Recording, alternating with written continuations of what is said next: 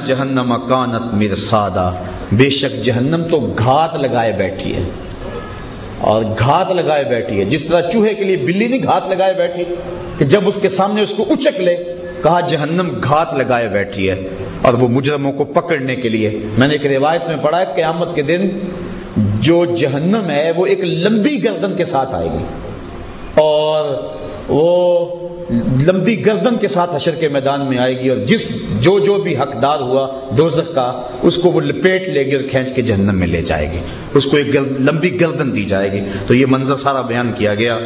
ان جہنم کانت مرصادا للطاغین مآبا لابسین فیہا احقابا لا یذوقون فیہا بردا ولا شرابا الا حمیما وغساقا جزاء وفاقا انہم کانوا لا یرجون حسابا وکذبوا بآیاتنا کذابا وکل شیء احصیناہ کتابا فذوقوا فلن نزیدکم الا عذابا۔ اللہ تعالیٰ ارشاد فرماتا ہے پھر کیا ہوگا کہ آسمان کے دروازے کھل جائیں گے، آسمان میں سوراخ ہی سوراخ نظر آئیں گے۔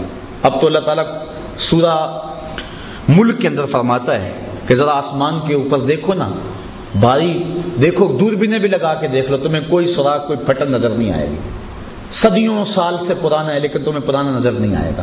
لیکن جب ستارے اکھیڑ لیے جائیں گے، چاند سورج کو اکھیڑ لیا جائے گا، اور آسمان میں دروازے ہی دروازے ہو جائیں گے، پہاڑ چلیں گے۔ ان جہنم کانت مرصادا، اور جہنم گھات لگائے ہے، للطاغین مآبا، جو سرکش لوگ ہیں یہ ان کا ٹھکانہ ہے جہنم۔ لابسین فیہا احقابا، اور اس میں حقبے رہیں گے، حقبے۔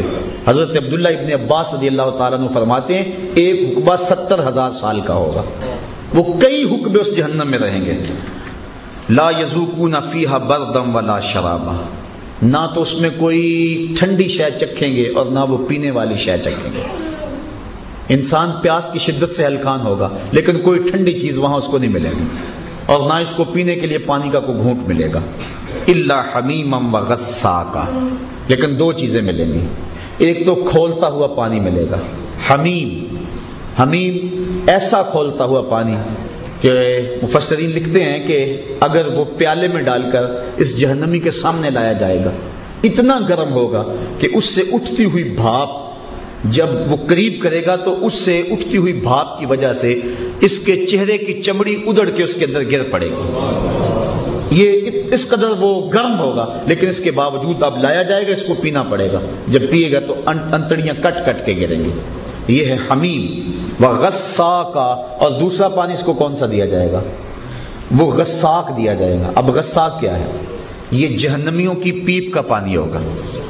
جہنمی کی جب جسم جلیں گے تو اس میں پیپ پیدا ہوگی، اور وہ ایک وادی میں پانی اکٹھا ہوتا چلا جائے گا، اور پیالوں میں بھر کے ان کو دیا جائے گا، اور وہ اتنا بدبودار ہوگا۔ امام ابن رجب حنبلی لکھتے ہیں اگر اس کا ایک قطرہ اس دنیا پہ ڈال دیا جائے، اس غساق کا ایک قطرہ دنیا پہ ڈال دیا جائے، انسان تو انسان رہے، اس کی بدبو سے جانوروں کے دماغ بھی پھٹ جائیں، وہ اتنا بدبودار ہوگا، اور یہ انہیں پلایا جائے گا۔ یہ کوئی کہانی نہیں ہے، قصہ نہیں ہے، قرآن بتا رہا ہے۔ لا یذوقون فیہا بردا ولا شرابا، کہ نہ تو وہ ٹھنڈی چیز چکھنے کو ملے گی۔ آج تو تھوڑی سی گرمی ہو تو انسان کیا کیا اپنے لیے اہتمام کر لیتا ہے، کیا کیا جو ہے وہ ٹھنڈی چیزیں مہیا ہو جاتی ہیں۔ آج جو ہے وہ اس کے کام و دہن کی تسکین کے لیے کیا کیا بنایا گیا ہے، لیکن وہاں کوئی فالودہ نہیں ہوگا اس کے لیے، وہاں کوئی آئس کریم نہیں ملے گی، اس کو کوئی ٹھنڈی شے نہیں ملے گی، ولا شرابا، اور نہ ہی کوئی اس کو بوتل ملے گی، نہ اس کو کوئی جو ہے مشروب ملے گا۔ کیا ملے گا؟ الا حمیما، مگر کھولتا ہوا پانی، وغساقا، اور وہ جہنمیوں کی پیپ کا پانی، جزاء وفاقا، یہ اس کو پورا پورا صلہ ملے گا جو دنیا پہ کرتا رہا ہے، اس کی سزا پوری پوری ملے گی۔ انہم کانوا لا یرجون حسابا، یہ وہ تھا جو آخرت کے حساب کی پرواہ ہی نہیں کیا کرتا تھا۔ وہ کہتا یہ جہاں میٹھا اگلا کس نے ڈٹھا، دیکھ لیں گے۔ ایک نیکی میں دن رات لگا ہوا ہے، یہ اس کا تمسخر اڑایا کرتا تھا، یہ کہتا تھا یہ لگا ہے ہم ویسے ہی بخشے جائیں گے، اس کو پرواہ ہی نہیں تھی، آخرت کی فکر ہی نہیں تھی، اس کو ڈر اور خوف ہی نہیں تھا۔ کہا انہم کانوا لا یرجون حسابا، یہ وہ لوگ تھے جنہیں آخرت کے حساب کی کوئی پرواہ نہیں ہوگی، وَكَذَّبُوا بِآيَاتِنَا كِذَّابًا، بلکہ اتنے بدبخت کہ یہ اس کی تکذیب کرتے پھرتے رہے ہوں گے، وَكُلَّ شَيْءٍ أَحْصَيْنَاهُ كِتَابًا، اب تو جو مرضی کر لے لیکن ہر شے کو ہم نے ایک کتاب میں لکھ کے حساب کیا ہوا ہے۔ یہ جو منکر نکیر بیٹھے ہوئے یہ ویسے تماشا تو نہیں ہے، اللہ نے بٹھائے ہوئے، زمین گواہی دے گی، کائنات ہے، ایک نظام ہے اس کا، وہ چاہتا ہے میرے بندے میرے سے ڈریں اور اپنی آخری زندگی کے لیے کچھ کریں، لیکن یہ بالکل بے فکر ہو گئے، یہ تھوڑی سی زندگی کو سب کچھ سمجھ بیٹھا ہے، اس کو پرواہ ہی نہیں رہی کہ ایک اور زندگی بھی ہے اور میں نے اپنے رب کے حضور بھی پیش ہونا ہے۔ وَكُلَّ شَيْءٍ أَحْصَيْنَاهُ كِتَابًا فَذُوقُوا فَلَن نَّزِيدَكُمْ إِلَّا عَذَابًا، کہا چکھو اب اس عذاب کو اور تمہیں اب عذاب ہی اور دیا جائے گا۔